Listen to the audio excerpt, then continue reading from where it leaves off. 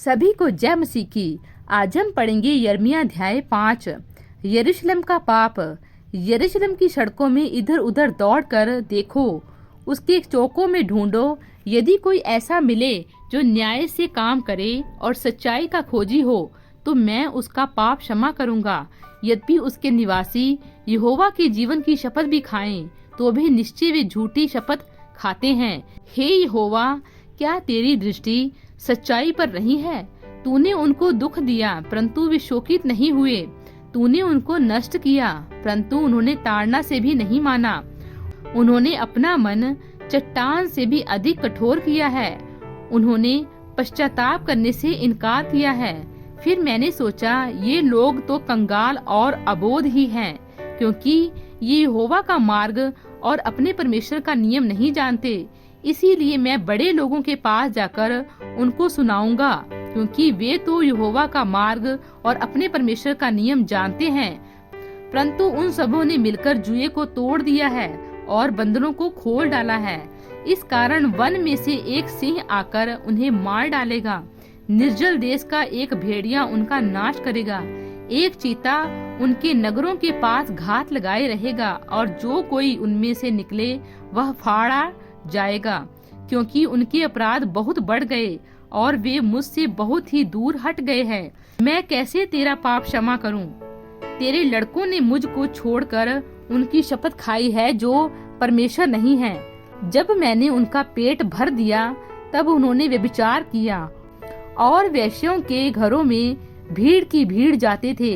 वे खिलाए पिलाए बेलगाम घोड़ों के समान हो गए। वे अपने अपने पड़ोसी की स्त्री पर हिनहिनाने लगे। क्या मैं ऐसे कामों का उन्हें दंड ना दूं? यहोवा की यह वाणी है। क्या मैं ऐसी जाति से अपना बदला ना लूं? शहर पना पर चढ़ के उसका नाश तो करो, तो भी उसका अंत मत कर डालो। उसकी जड़ रहने दो, परंतु उसकी डालियों को तोड़कर फेंक दो, क्योंकि वे यहोवा की नहीं है। यहोवा की यह वाणी है कि इज़राइल और यहूदा के घरानों ने मुझसे बड़ा विश्वासघात किया है। परमेश्वर का इज़राइल को त्याग देना। उन्होंने यहोवा की बातें झुटलाकर कहा, वह ऐसा नहीं है। विपत्ति हम पर नहीं पड़ेगी, ना हम तलवार को और ना महंगी को देखेंगे। भविष्यवक्ता हवा हो जाएंगे, उनमें ईश्वर का वचन नहीं है। उनके साथ ऐसा ही किया जाएगा।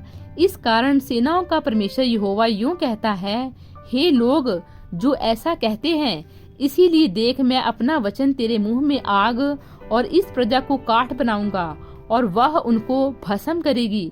यहोवा की यह वाणी है। हे इज़राइल के घराने, देख, मैं तुम्हारे विरुद्ध दूर से ऐसी जाति को चढ़ा लाऊंगा जो सामर्थी और प्राचीन है। उसकी भाषा तुम न समझोगे और न यह जानोगे कि वे लोग क्या कह रहे हैं। उनका तर्कस खुली कब्र, और वे सब के सब शूरवीर हैं। तुम्हारे पके खेत और भोजन वस्तुएं जो तुम्हारे बेटे बेटियों के खाने के लिए हैं, उन्हें वे खा जाएंगे। वे तुम्हारी भेड़ बकरियों और गाय बैलों को खा डालेंगे। वे तुम्हारी दाखों और अंजीर को खा जाएंगे, और जिन गढ़वालों नगरों पर तुम भरोसा रखते हो, उन्हें वे तलवार के बल से नष्ट कर देंगे। तो भी यहोवा की यह वाणी है, उन दिनों में भी मैं तुम्हारा अंत न कर डालूंगा। जब तुम पूछोगे, हमारे परमेश्वर यहोवा ने हमसे ये सब काम किस लिए किए हैं, तब तुम उनसे कहना, जिस प्रकार से तुमने मुझको त्याग कर अपने देश में दूसरे देवताओं की सेवा की है, उसी प्रकार से तुमको पराये देश में परदेशियों की सेवा करनी पड़ेगी।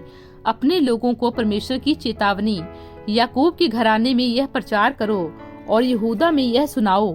हे मूर्ख और निर्बुद्धि लोगों, तुम जो आंखें रहते हुए नहीं देखते, जो कान रहते हुए नहीं सुनते, यह सुनो, यहोवा की यह वाणी है।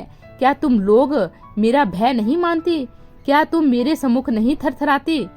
मैंने बालू को समुद्र की सीमा ठहराकर युग युग का ऐसा बांध लगाया है कि वह उसे पार न कर सके, और चाहे उसकी लहरें भी उठें तो भी वे प्रबल न हो सकें, या जब वे गरजें तो भी वे उनको ना पार कर सकें। पर इस प्रजा का हठीला और बलवा करने वाला मन है। इन्होंने बलवा किया और दूर हो गए हैं। वे मन में इतना भी नहीं सोचते कि हमारा परमेश्वर यहोवा तो बरसात की आरंभ और अंत दोनों समयों का जल समय पर बरसाता है और कटनी के नियत सप्ताहों को हमारे लिए रखता है, इसीलिए हम उसका भय माने। परंतु तुम्हारे अधर्म के कामों ही के कारण वे रुक गए और तुम्हारे पापों ही के कारण तुम्हारी भलाई नहीं होती। मेरी प्रजा में दुष्ट लोग पाए जाते हैं, जैसे चिड़ी मार ताक में रहते हैं वैसे ही वे भी घात लगाए रहते हैं। वे फंदा लगाकर मनुष्यों को अपने वश में कर लेते हैं। जैसे पिंजरा चिड़ियों से भरा हो वैसे ही उनके घर छल से भरे रहते हैं। इसी प्रकार वे बढ़ गए और धनी हो गए हैं। वे मोटे और चिकने हो गए हैं। बुरे कामों में वे सीमा को पार कर गए हैं। वे न्याय विशेष करके अनाथों का न्याय नहीं चुकाते, इससे उनका काम सफल नहीं होता। वे कंगालों का हक भी नहीं दिलाते। इसीलिए यहोवा की यह वाणी है, क्या मैं इन बातों का दंड ना दूं? क्या मैं ऐसी जाति से पलटा ना लूं?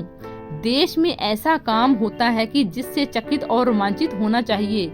भविष्यवक्ता झूठ मूठ भविष्यवाणी करते हैं और याचक उनके सहारे से प्रभुता करते हैं। मेरी प्रजा को यह भाता भी है, परंतु अंत के समय तुम क्या करोगे? प्रभु इन वचनों द्वारा आपको बहुतायत से आशीष दे। आमीन। हालेलुया।